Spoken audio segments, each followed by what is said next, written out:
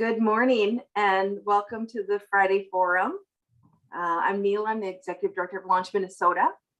And Launch Minnesota empowers and elevates our innovation ecosystem. And these Friday Forums are an opportunity to bring our startup community together to discuss some topics that are relevant to our startups and our entrepreneurial support orgs and those involved in our ecosystem.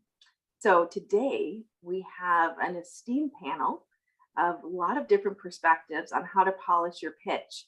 And my colleague, Maddie LeClaire, is going to kick off the discussion. Maddie? Thanks, Mila. All right, well, first of all, thank you, panelists, for all being here. I've said it in some of my emails, but I just want to say this is an absolutely stacked, amazing panel, and I'm super excited to hear what everyone has to say. So let's get started with something pretty basic. So in your opinion, what are one or two things that make for a really strong pitch? I'm just going to go in the order of who's on my screen. So let's go Kelvin, David, Kathy, Carla. Hey, I'm Kelvin, CEO, co-founder at Brevity. Obviously, one thing that's super important with your pitch is to communicate with clarity, concision, and in a compelling manner, which is kind of the working definition of brevity. But one of the things that we've learned in our experience is really pitching the right audience. What is that criteria before you even actually get to the pitch to determine whether you should be pitching that individual or not? So, stage of financing, expected revenue, the vertical of interest, their investment thesis. I think those are some of the most critical, not what you're pitching, but who you're pitching. And is one of the most important elements, I would say, that we've learned a lot in our journey. Thank you. Yeah, I agree with Kelvin. Spot on. I think also, as far as putting together a good pitch, what I think is important is not to have a lot of text on your slides and have more graphics. And the reason is, what happens is your investors, your audience, then start reading ahead of you. Instead, if it's a live pitch where you're there and in front of them, what you should be doing then is using your graphics as a tool for you to be able to present, your points. So I think that's important. And again, know your audience. If you're giving a pitch to a med tech group, you don't want to come in trying to pitch a food startup. It just doesn't make sense. So as Kelvin said, know your audience. Hi. I guess the important point to me is I want to kind of walk away from a pitch, kind of understanding why you will win. Too often, presenters will spend 2/3 going through this long, detailed analysis of the problem. So I understand the problem. And then at the very end, there's this little bit, and we're going to solve it.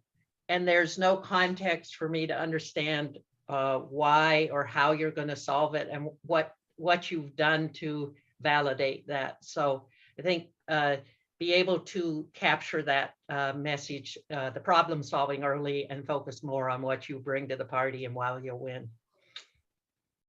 Yeah. Great. Carla? Yeah. I would say ditto to all of the above. And I'm a person that teaches entrepreneurship. So I formally teach how to do pitching. And so a little bit later on in the chat, I'm going to put up a link to some tips that people can use and hold on to.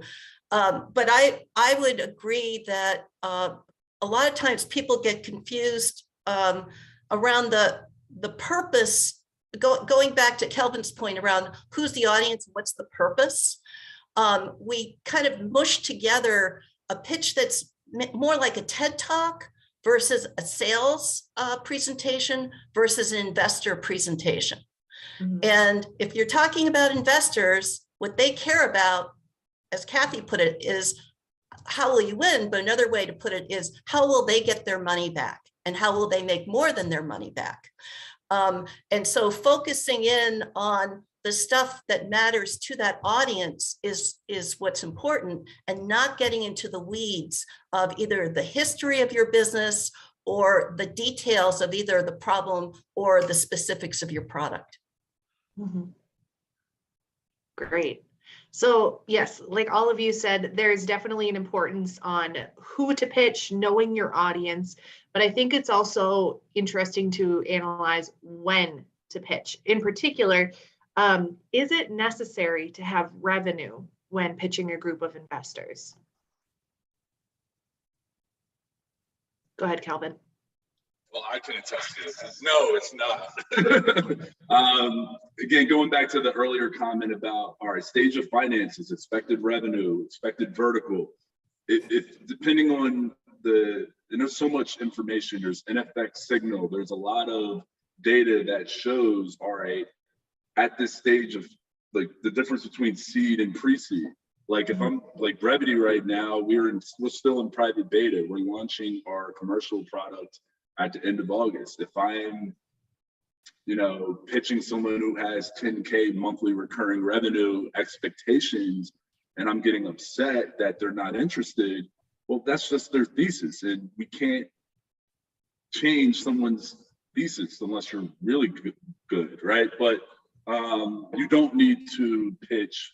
You don't necessarily have to have revenue to pitch. You have to be really critical about where they are in their risk appetite, their investor journey. We did our first, our goal last year, 2021, was to raise a friends and family round of 200 grand. And, starting with the end in mind, we had our three main sources of capital were one, I'm in an executive business coaching group, Allied Executives. Number two, it was Villanova University, my professors and peers. Number three, it was the parents of the kids I coached during my grad school program. So it got super creative. Who have I impacted personally or professionally that happens to have a good amount of money? And I just went on a whiteboarding session and eventually came up with a list of 100 plus and just reached out, but they didn't have, revenue expectations. The ones that did invest didn't have those revenue expectations. Wow, that's great. David, what are your expectations as an investor when it comes to revenue? Yeah, I have to agree with Kelvin again. But I think there are two things, though, you have to look at. Number one, at what stage do the investors invest, which Kelvin sort of touched on. There's pre-seed, there's seed and A rounds and so forth. So that's important. I mean, you don't want to go to an investor group that invests in later stage when you're pre-revenue. But also, over the years with Gopher Angels, it's been over 10 years now. What I've learned is it also depends on the industry. So for example, if you're a food startup, revenue is important, at least for Gopher Angels. And I say that because we need to see some sort of consumer adoption, shelf velocity, acceptance, and so forth, brand development. We need to see that for a food company. And we like to see anywhere from 200,000 on up. So it doesn't have to be a high amount, but some proof of concept there. When it comes to med device, for example, there's no anticipation of any revenue whatsoever, because generally they're going to be so early in the FDA process. What we look for instead are other metrics, patents, protection behind the med device, the team, and so forth. Also the path, the FDA approval. When it comes to software, that's another one. If there, as Kelvin mentioned in his case, if there are beta tests out there, that's acceptable with no revenue. Better yet, a beta test where they're actually paying for it is even better. And then even better yet, even at an early stage, is revenue, but not required for like an enterprise software SaaS company. So it really depends on the industry. Okay, got it. Kathy? I think building a little bit on my point before, it's not necessarily necessary to have revenue, but it is important to have some validation of your solution, market validation, customer validation. It's a lot. Some of the presentations we get, Bushnell back in the 70s said, anyone who's taken a shower has had an idea. He was the founder of Atari and Chuck E. Cheese. And so it's easy. We see presentations. This is a great idea. Why don't you fund it? Well, like I said, anyone who's taken a shower has had an idea. So we look for some validation. Carla's I-Core program is a great case where they go out and have 100 interviews with customers. So we would like to see some revenue. I mean, that is validation, but at the same time, sometimes it's not possible. If you've got good customer validation, maybe you're in a beta test. It does vary by industry, but we're looking to see that somebody cares, and it may be a solution, but will people pay for it? So we're looking for some validation from the customer that this is interesting to them. Mhm. Yeah. And this is where it's been exciting to work with Launch Minnesota to share these methods of getting customer validation, or what, from an investor perspective, some kind of traction. It doesn't have to mean that people have paid you, but in some way you have demonstrated that there is interest, and being able to actually show to an investor, I talked to these categories of people and this is what they told me, as opposed to this is what they ought to want. You actually are able to have evidence of what they want. Yeah, that's great. Now, one thing that I think a lot of people are curious about is what's a good number of investors to pitch to in order to optimize the chances of getting funded? Go ahead, Calvin. Yeah, I can take this one. I can actually share my screen real quick because we literally have built a model that I can share with everybody to, like, I'm very big on the estimation of effort. So if I can share my screen super quick, and Go for it. I'll be able to share. So like some of this was also validated by like Sandler sales system, but essentially is like, what is your fundraising target? So Brevity right now is in the middle of $1 million cap raise. And then what's the average, minimum investment amount, right? So what it does is it really shoots out. What's important is in cell B16 is like, in order to really actualize this goal, I need to hit 100 appointments to actualize a $1 million fundraising target. And this appointments calculator that I've developed has never let me down. So, but it really does take, if you think about Walt Disney and you think about like Kentucky Fried Chicken, it took them over 80 pitches to get their first check. If you hear about the story of Peloton and the struggle they went through, it is a little bit of a numbers game. So yeah, that's kind of my point there, but more than happy to share this with you guys, but it can take a lot to actualize your goals. Yeah, that is very cool. Thank you so much for sharing that. Anyone else have any opinions on number of investors to pitch? Yeah, that's a really tough question. There's so many, it depends on, how many are you raising? There are, Go for Angels as a comparison is a network. So we have 80 plus accredited investors in the group. It's great to get in front of, our investors and do a pitch, but they do invest as individuals. So out of the 80 or so, you might get 20 to line up and invest in you, or you might get 3. But when you go to a fund, and I'll let Kathy, explain her side of it. When you go to a fund, you're talking to, could be just Kathy or an investment committee of 3 or 4, and the amount of money that you might raise from a fund versus even a network could be greater than what you would get out of 3 individuals coming out of Go for Angels. So I think it really depends, how much money are you raising? But one thing I have to say is just keep at it, because you're going to have to talk to a lot of people to get the money that you need, and you have to devote a lot of time. And I also say, I know you didn't ask this, but make sure you get enough money for what you need, so you don't have to go back to, in quotes, the trough again in 6 months because you need to work on your business. So that's one bit of advice. Love it. Yeah, I agree totally with Dave, whether you're talking, network has a broader pool of individuals who might have an interest, whereas we're a fund and the four of us look at the deals and make the decisions, but we tend to be more focused, and we say that in our website and information. It's amazing how many people don't read that, and we get things that don't fit our profile. But I guess the main point is, I would say it also depends on where you are. If you're very, very early, the biggest risks are execution and getting started. So the risks are around the team.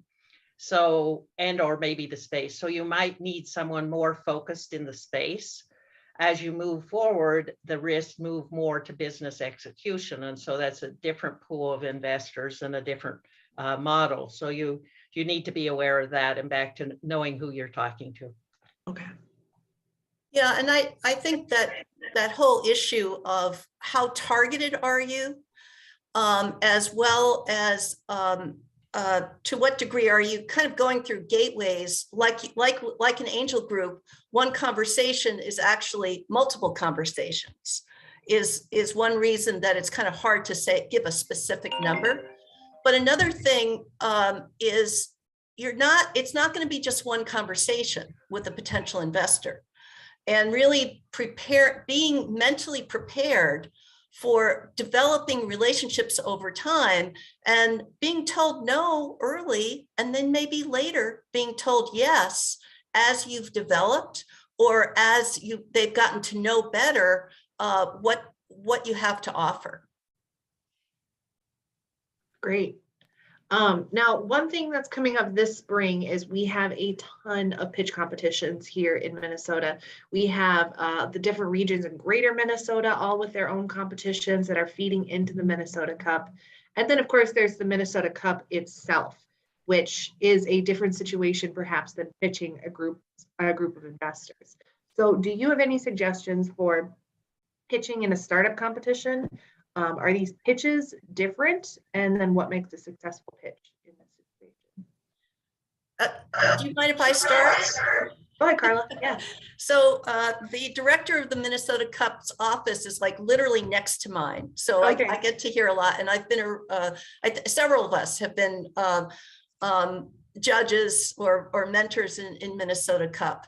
And I talk about this in two ways. First of all, the first step is filling out an application, and you can think of that application as a written pitch. And then later you're going to actually be assuming you get past that first gate, you're actually going to be talking with judges. What I see most in that first pitch is you're asked a set of questions, and answer the questions. I know that's like really basic, but it's asking about different categories, about what's your market, what's your product, how far along are you, and there's a tendency to talk about what's important to you, as opposed to what's important to that piece. Mm-hmm. And so that's the thing I would most encourage you to do. And the nice thing about the Minnesota Cup application is you can be looking at it over time. The deadline is April 15th. So there's a few weeks yet. I think it's April 15th. It's not April 15th, it's April 12th. It's something like that. And you can go back to it and really be able to think about the stuff that's being asked. So it's not so much the cleverness of the pitch itself, so much as that you've thought about the stuff that's being asked about. And I'll let others talk about the actual in-person pieces of the pitch. I guess just to add a little bit, I see the competitions, the accelerators and incubators as an opportunity to really help you hone your pitch. It helps often people get to the appropriate, whether it's the 30 or 20,000 foot level that you need to be at for that introductory pitch.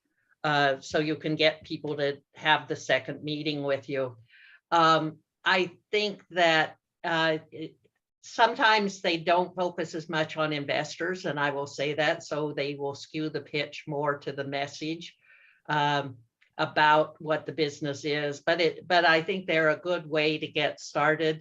The bottom line is the investors are really focusing on understanding the risk. And so if you can include a good story and help us understand what risk you see, we accept their risk. It's not that there's no risk, but we want to know that you understand what the risks are and help us understand that as well. Yeah, I can go next. Yeah, a lot of these pitches in competition are really short. Some of them are like speed dating. Yeah. So I would suggest that, you be concise, articulate, make sure, if you can say it in one word rather than 5 to get your idea across, that's critical. And the other side of this, I think, is showing energy, because you're going to be up there competing. And within Go for Angels, we've seen a lot of pitches, and it's amazing. We will see a good business come through and the pitch is horrible. You can tell because then the investors put their head down, start looking at their phones. So I think to overcome this, as I said before, articulate, concise, but also energy. Show energy when you're doing your pitch, which will then kind of exude a little bit of charisma to the audience. And I think that can help you as much as anything else, is just showing a high level of energy in what you're doing and passion. Yeah, I'll go next. So even our private beta, we are, not to put pitch brevity, but we are perfectly designed for a pitch competition. So we work a lot with Founders Live. They have a 99-second pitch requirement, but a repetitive theme here is also understanding what are the audience's expectations. So even at Founders Live, if you ask that question, it's not so only investor focused. It's actually a pretty generalized audience where you actually want to aim on the side of being more aspirational, more mission driven. What's the purpose of your business versus what's going to be that expected return or ROI for your business? So getting granular about who the audience is, because different pitch competitions have different expectations. So again, really getting into who that target audience is. Even like the Minnesota Cup in Founders Live, completely different. I would say Minnesota Cup is more business plan, comprehensive oriented, where I would say Founders Live is 99 seconds. So you really got to distill down the most important pieces of information that's also communicated in a compelling manner with energy, as David said, to, win those judges over. All right. Can I just add one bit of course. one resource? Several of us have talked about understanding venture capitalists. There is a series called Demystifying Venture Capital that we've worked with Forge North to put together. And I just am putting in the chat the link to the Crowdcast, because there have been 6 different programs talking about venture capitalists and helping you understand the audience from the venture capital side. That's awesome. Yeah, thank you so much for bringing that up. Really awesome series. All right, I'm going to toss it back to Neela, and she is going to run us through like some lightning round questions, like one for each person. All right, Kathy, I know you've mentioned this before, just earlier, but we all know how important a team is in this pitch. How much should someone include about their team during a pitch, and what kind of details? To me, the team is probably the most important aspect. One of the best pieces of feedback we got when we were testing out our pitch for our latest fund was to put the team first. Because if you explain who the team is, where you come from, what experience you have, that builds a framework that I hear everything else from. So it helps me understand, do you have experience? Do you really understand the problem? So I think it needs to be upfront. It also helps with the brevity issue. If I know you're a mathematician and you say the answer is 4, I don't have to hear 1 + 1 + 2 = 4. So it helps you be more succinct about the message you're delivering. So I go for it up front and crisp and clear, and it sets the stage. Great advice. Kelvin, how you've had success helping other startups with brevity. How do you help prepare for the pitch with them and then the post pitch? Yeah, so the brevity platform, especially the one we're going to be launching this summer, it's really prescriptive based off the various pitch types, which have different pitch goals. So whether that's a Shark Tank pitch or a pre-seed pitch or seed pitch, we're getting even more granular in what's to come in our software. But the pitch is important, but I like to really focus on that post pitch. So if we make the assumption that you have a clear, concise, and compelling pitch, where I've gotten messed up is not really thinking critically about the risk, as Kathy mentioned earlier in the call. Our biggest risk is lifetime value. I go on to Brevity's platform, I do my startup fundraise pitch. Why would I continue to use your platform? So making sure you're having clear, concise, and compelling answers to those very difficult questions after the pitch is where I think a lot of people struggle to be prepared for. Sounds good. Thank you. David, in this virtual world, right? You've always been so open over the years that I've worked with you to be, or have startups reach out to you. When someone's reaching out to you personally, what kind of information do you want from them? What should they send you? What kind of email, what kind of slide deck versus the in-person pitches, more on the one-to-one connections? Yeah, that's an interesting question. Again, we're a little bit of a different animal because we're a network, and it's more important for me to get the companies to apply on the platform we use called Gust. And the reason that's important is because then it can be accessed by all 80 plus members in our network. And what we're looking for is really your sort of typical you would find in a pitch deck, and that's problem solution, your financial summaries. You can even post your slides on Gust. So again, different than a fund. As a network, I need to get everybody on Gust so all of our members then can access that information. Okay, sounds good. And then Carla, you have a very interesting perspective as an educator. What are some of those common mistakes that you see or hear from our startups that they should hone in and improve on? So I want to emphasize that most of the people I work with are at a super early stage. And so they're still getting their arms around the idea and who their first market is. And I think one of the challenges is that it's really hard to focus.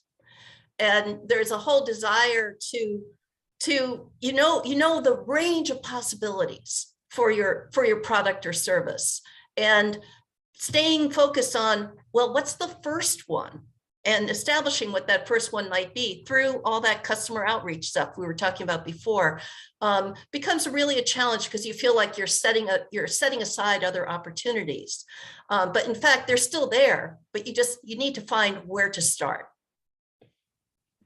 Great advice.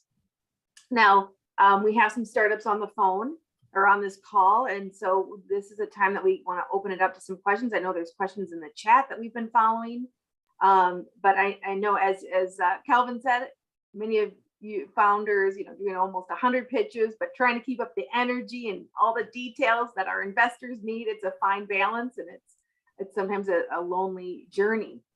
Any advice, any questions that you have for our investors, and Carla and Calvin, to help this part of your journey? I've got one. Okay, great. Yes. Yeah. So thank you all for presenting. Great panel today. And yeah, one question I have is, have you ever seen it work where pitching has hurt a company, or has hurt, especially in these pitch competitions, like, for instance, MinCup or another local kind of scenario? Does pitching hurt? I guess can it hurt somebody? I can take that. Quick answer. Hurt, permanently hurt? No, but I think it's a good learning curve going through the pitch, and then listen to what feedback you get. We try at Go for Angels to provide feedback to 90% of the companies that apply why we passed. And some of them become quite irritated. Well, that's not what my business is about. You decided that you're telling me that you're passing because of this. If we're passing because the information we received led us to believe this was about, this was the fact about your company. So it's the message that you're giving the investors. In other words, regardless of that, whatever input feedback you get, just pick it up again, improve what you're doing and move on. It's not a permanent black mark, but learn from the experience. But Interesting. Go ahead, Carla. I would counsel people to go for the low risk audiences first.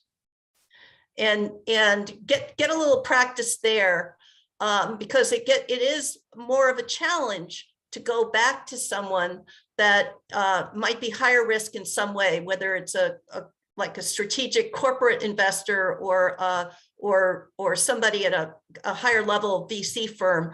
It's harder to go back as if you don't appear to have been prepared and have your ducks in a row.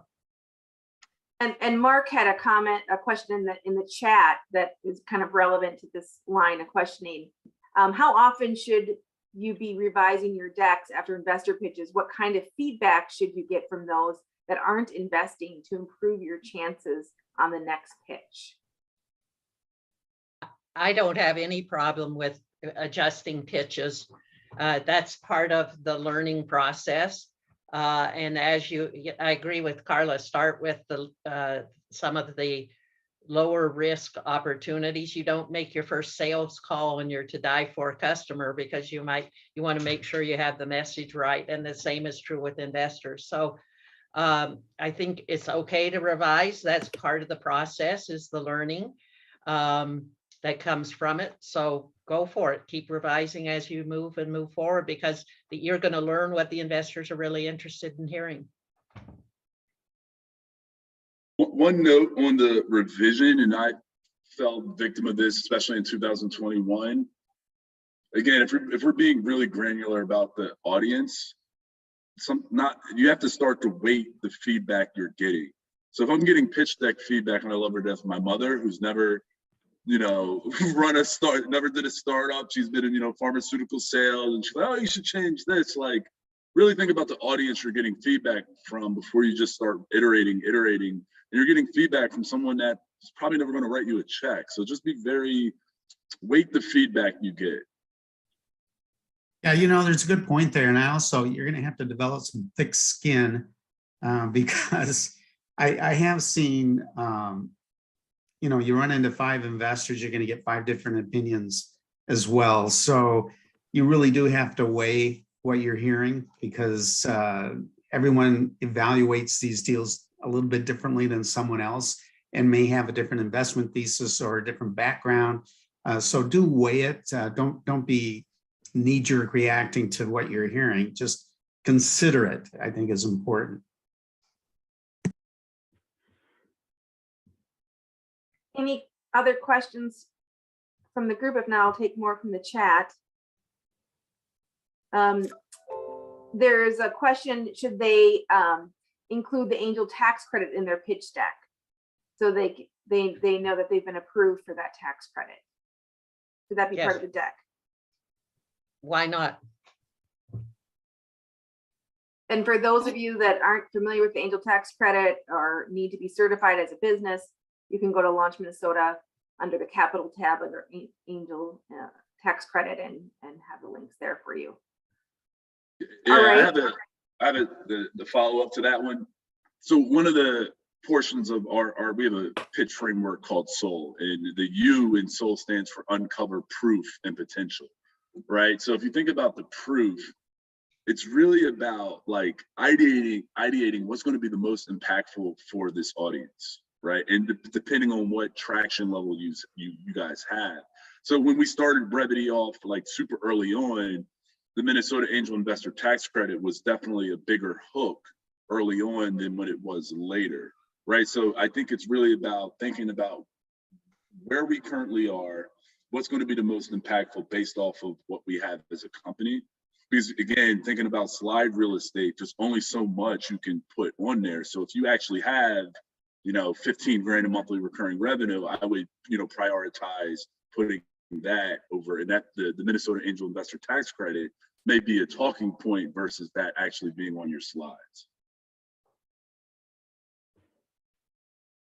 That's great. Carla, did you have something to say? No. Okay. No, go ahead. Okay. Another question related to that, Calvin, that you were just mentioning is, what about the order of slides? Mary's question is, I hear different thoughts of the order of the slides. Example, team slide up front. Is there an order that anyone recommends? I'm going to be curious about Kelvin's response on this because he's building a tool that will be great. I've tended to use a set of guidelines from Guy Kawasaki, mainly because he's so well known and it's kind of become a standard. But so generally it's problem, solution, and then a bunch of other stuff. And in the chat, I'm putting a link to some tips that I use in my settings. But part of it is about, what are you promoting? So in Kathy's case, if you have a great team, sure, put it up first. If you're still building your team, that may not be the thing you want to lead with. And Kelvin, I'm curious about what more you would want to say on that. Yeah, so we trademarked the pitch framework. Again, it depends on the pitch type. I think ours is actually a little bit more well suited for what I would say the verbal pitch versus the standalone deck. We are creating a standalone deck that follows Guy Kawasaki in a way, but if I'm giving a verbal pitch, we have a SOUL framework. The S stands for stake to target audience and problem. The O speaks to outlining how and why your solution works. That U is really getting into uncovering that proof and potential. So proof can be a whole different bunch of things, with potential is market size, compound annual growth rate, what is that industry spending on your segment?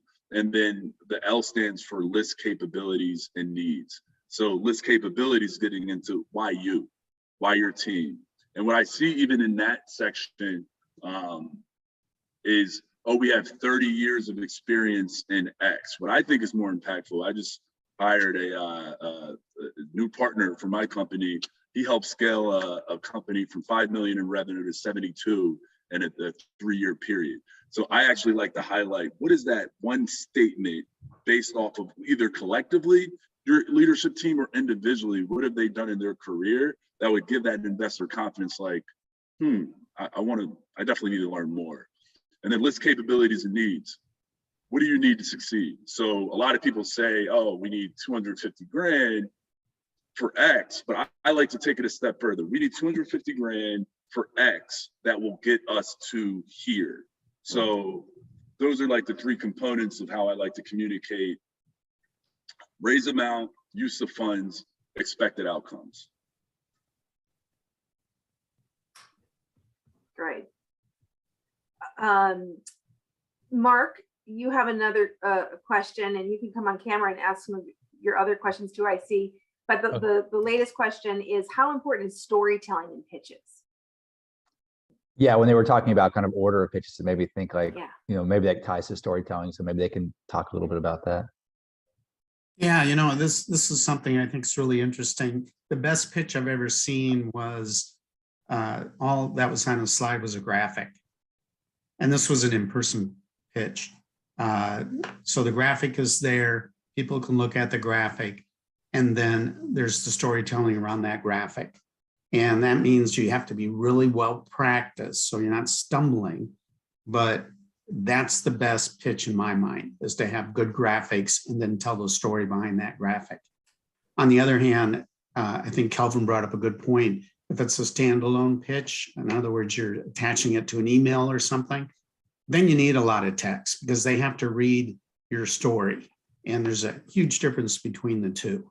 But graphics for the in-person, text for the attachment or standalone. And echo David, what I find that's most useful is a lot of people like to describe how their product works in the abstract. I like to use a character. So for brevity, that some of you guys have seen the pitch, we talk about Sophia. Sophia had her very first venture capital pitch at a Starbucks in Houston, Texas, where she received feedback that she was way too verbose, missed core concepts, and could have benefited from a story. This changed working with brevity, blah, blah, blah. And then we walked through, so I described the specific problem that Sophia had, even using the Starbucks in Houston, Texas. That's a mental peg. People know Starbucks, people know Houston, Texas. It gives them the vivid imagery of Sophia being way too verbose at her pitch. And then we walked through how she actually used brevity software to address those 3 pain points. And then we say, oh, as a result, Sophia raised capital, but it's not just Sophia, it's other founders. So we go problem, product/process, and outcome. So it's just storytelling. Instead of just using abstract how your product works, use a mental peg with a character. Great. Kathy, I was just going to say, I support that. It's interesting. Yesterday, I saw a presentation, a company we'd seen before that isn't in a space we invest in. We'd gotten good referrals about the woman who led it, but I corresponded with her about 6 or 9 months ago and said, this isn't a space we really invest in. And I referred her to some other people. I saw her present yesterday, and she started about where she came from, and then she laid out, it happened to be with a graphic, what she's done. And after she was done, I was like, I like things where we know more about the marketplace. This isn't one of our marketplaces, but boy, she hit a home run. So I want to dig into it deeper just because of the story and how well she presented and showed validation of what she's doing.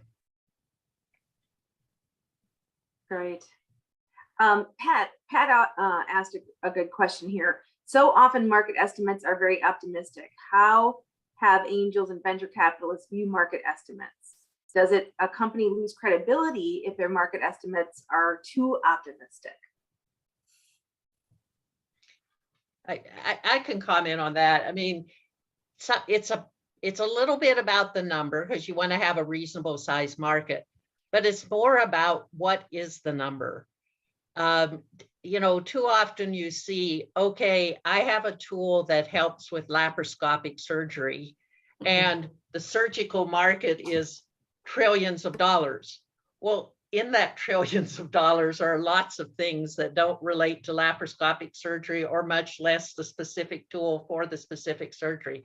So throwing out a big number that really isn't it includes your marketplace, but too often we see people who just throw that number out and say, okay, here's the surgeries. I'm a product in surgery and I encompass everything. So be more specific and realistic. We'd rather see the realism and understanding of the market than just throw out a big number.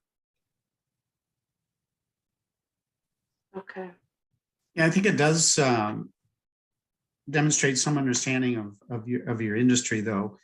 And so the 3 you always see is, the TAM, and then the serviceable market, and then achievable market. And what I don't like to see is, well, if we only get 2% of that $1 billion market, we'll be a $100 million company. I prefer to see more of a bottom up type approach to define what your achievable market is. And that means you've gone out and you've actually determined who your customers are going to be, and from bottom up, and how you're going to get those customers over a period of time, and what they're going to bring in for revenue. It's all crystal ball gazing. We all understand that. I've done projections throughout my career, and it's really rare that I meet those numbers, either too many or too little. But the point is, it does show some knowledge of what your market's about, and you're not just throwing a dart. Yeah, and the way I talk about it is a guesstimate, but meaning it's an informed guess, but you also need to show your logic. And so that people can follow and determine whether they agree or disagree with the conclusions you're coming to on the size of your market and especially what's relevant to you. Really great advice. Another question is from Liz. How important is it to talk about the super technical details of a product? Is that a bullet point or a whole page? To me, the presentation, this is your first date. So think of it that way. You want to do enough on your date to get your second date, but you don't necessarily tell your whole life story. So I think you want to capture a few points that help capture the scope of the technology or what could be accomplished, but you don't have to do all the selling on the first pitch. You want to get enough in that people want to come back and say, well, tell me more. And it may be neither a bullet point nor a lot of detail. It might be a diagram or a flow chart, some way for people to intuitively get what you're doing. Yeah, I agree with that. And I think it's, as Kathy said, it's kind of setting the hook. You're coming in for a 10-minute pitch. You don't want to spend 9 minutes on the product alone. Again, you're talking to investors. They want to know that, you're going to be a successful company and it's not necessarily just going to revolve around that product. So in that 10-minute pitch, you're trying to set the hook with these investors. And if and when they start the diligence, that's when they're going to dive into the specifics of the technology.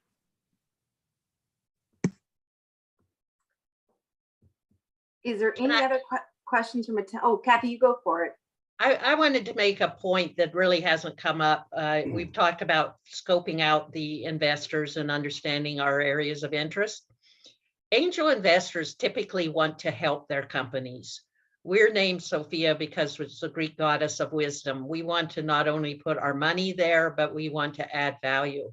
So think about that when you're looking at who the investors you want to pitch and who you'd like to have on your cap table. Look for people that can either help you in the marketplace, help you get to the next round, or add value to you. It's more than we won't invest in somebody who just wants our money and really doesn't want the potential to use us. That's not to say we're going to force our way in, but we want to be available. And if they're saying, I don't want to talk to you other than give me your money, then it's probably not high on our list for investment. I agree with that. Some of the, one of the things we do look for, and I think that's Kathy is alluding to, is coachability. And I saw that in the chat, somebody brought it up and I can't remember who it was, but when we look at these founders, we do consider coachability to be one of those important aspects of what the team is about. Coachability also sort of means, are they going to learn as they go? Or are they going to dig in their heels and say, this is the only way to do it? So I think Kathy's kind of alluded to that, and that's become really important. I think that's super important. If you guys have had an opportunity to watch Super Pumped, the Uber the Uber like origin story on Showtime, or even like the Kanye West documentary, I think coachability is super important. But at the same time, I think conviction and confidence is just as important. And it's this delicate balance of both. Again, Kanye West and the Uber founder had some from the arrogance, and there's some very bad traits that I don't think you want to emulate, but the radical self-belief in themselves and their vision is something that I think is super important, because not everybody is going to be on board with your vision, but staying true to your core. Like even for us, we have a tool that's helpful for startup founders, but it's also helpful for sales professionals. And we had a few investors that are like, oh, you need to go after enterprise sales now. And I would adjust my pitch to try and, potentially get funding for that. But it's like, no, I'm at a point now where, phase 1, entrepreneurial organizations, phase 2, enterprise sales. And if they're not okay with that, that's okay. But having that conviction and belief in what you're doing, I think is just as important as also being, coachable and willing to listen and seek to understand. Great advice. Any last questions from I have one last question. participants? Hi, Neela. I have one last question that kind of ties together a couple of these themes. Early on, David was saying that kind of believe in yourself, make sure that you don't give up early sometimes. And Calvin showed the model of how many pitches you have to give before you meet your target.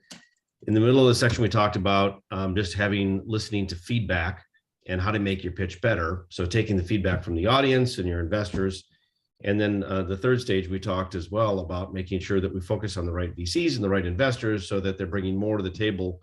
I think Kathy talked about that, bringing more to the table than just the cash. They're bringing to the table the guidance, and they're looking for good partners. The question I always struggle with is early on, we always hear, don't give up, right? It's going to take a lot of pitches to kind of get there. The counter to that is if you're pushing an idea that isn't great, at some point you need to read the audience, even if it's a great deck, and maybe say, hey, maybe this thing, maybe I'm pushing a rope up a hill here. What are some of the tells that you guys have to determine if you are a personal if you're a startup, about, is it a problem with my message? Is it a problem with my business? And how much bad guidance or how much guidance do you take, which are no's, before you say, okay, I need to fundamentally shift gears here?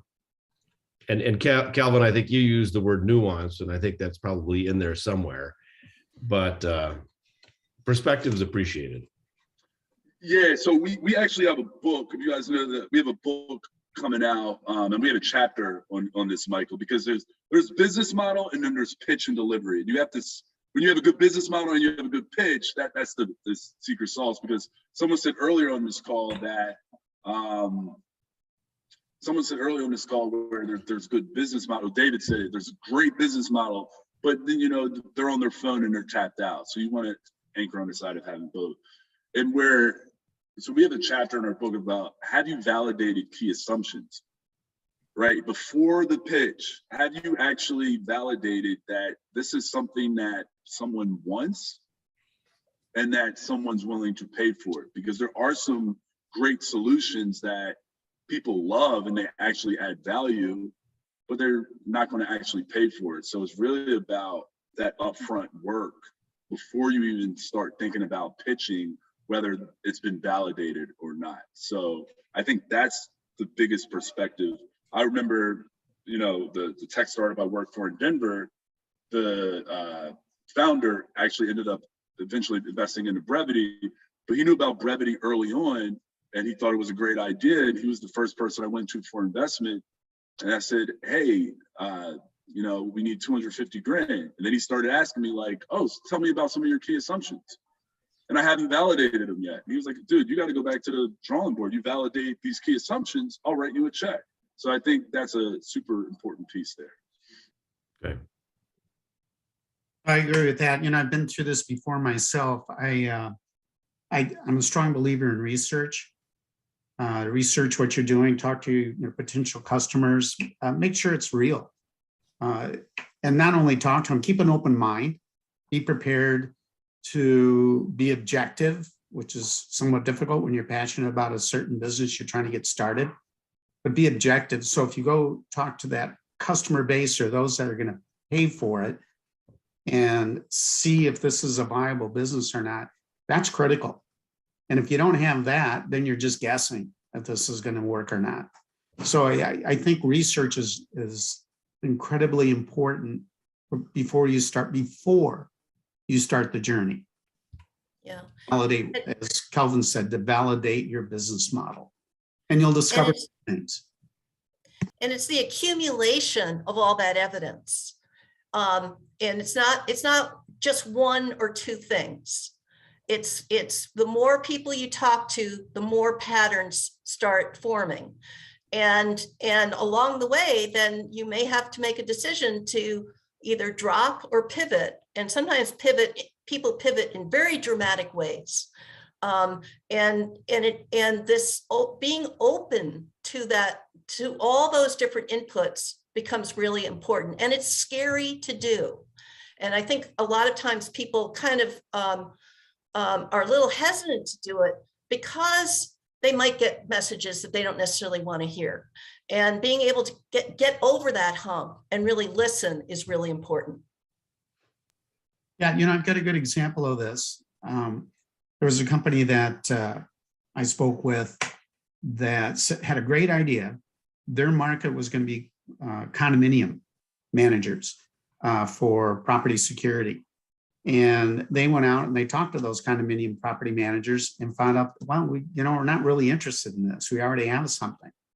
Instead, they kept researching and finding out that MnDOT would like this security and some other customers. So incredibly important to do the research in advance so you're not going down the wrong path, and build your business model from what you learn, but be totally open-minded to what you're learning. Very good. Thank you. With just a couple minutes left, if maybe a quick response to this question from Ryan, is there a value in articulating a revenue opportunity by comparing your startup to another company in that space competing for the same market?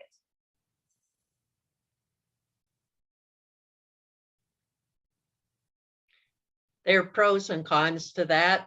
I just had this recently come up with a company, and it actually discouraged us from investing because we found out that there was a competitor who was ahead of them that had gotten significant funding from some significant players in the space. And we haven't totally walked away, but we kind of said, here's what you need to have in terms of other investors to help you bring other resources to the table. Because we'd already told them we had some resources, but we weren't the strongest resource helper to them. And so we went back to them and said, you need to get somebody who is stronger in this space to help. Another investor will help leverage it. So that was the negative. Other times it depends on what the market is and the size. And again, whether you can win or can you play side by side with them.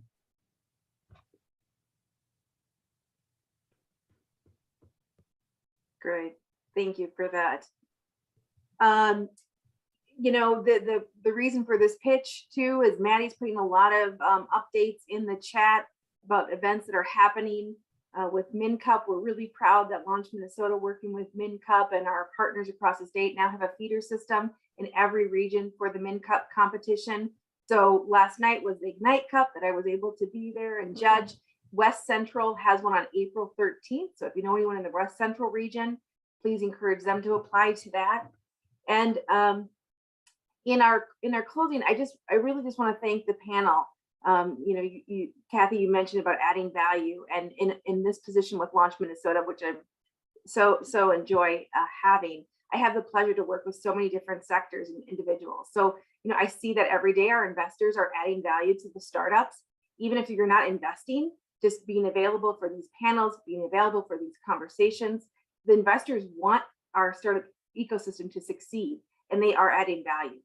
And same with Carla and her education with MnCore at the university. Classes are now available to anyone across the state, and you can have Carla's expertise in helping hone that pitch, helping with the customer discovery. A lot of the items and the key points today that were discussed, Carla can help you with through the University of Minnesota at no cost, because they are a statewide partner of Launch Minnesota, and they provide such expertise.